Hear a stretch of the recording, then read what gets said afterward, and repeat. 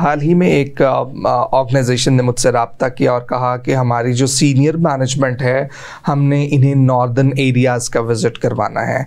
And even I suggested to them as well कि आप इनका एनवायरनमेंट चेंज करें और फिर उसके बाद देखिएगा कि वो किस तरह से रिफ़्रेशिंग महसूस कर रहे हैं। अब हुआ क्या, उनकी ट्रेनिंग करवानी थी।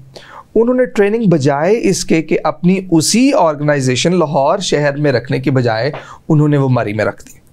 जब मरी में रखती तो एक हफ्ते की ट्रेनिंग के बाद उन लोगों के जो ख्यालात थे कि हमें तो लगता है कि हम जन्नत से वापस आ रहे हैं, वही रूटीन थी कि हम रोज़ाना काम पे जाते थे, वापस आते थे, ऑर्गेनाइजेशन में वही मसाइल होते थे, हमें लगता था कि हम रोबोटिक लाइफ जो है वो जी रहे हैं। यानी स्टीरियोटाइप लाइफ से निकाल के उनको एक अपने रिक्रिएशनल एक्टिविटी से गुजारा। एग्जैक्टली वो एक मैकेनिकल ज़िंदगी से बाहर निकाल के तो एक उनका एनवायरनमेंट चेंज किया और फिर उसके बाद उनकी प्रोडक्टिविटी ज़्यादा बढ़ गई।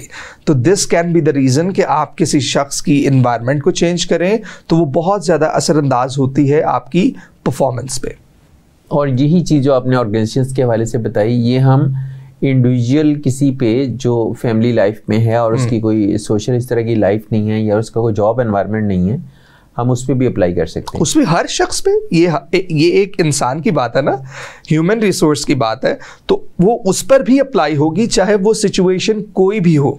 क्यों कहते हैं कि गुस्से के वक्त आपको जगह चेंज कर लेनी चाहिए?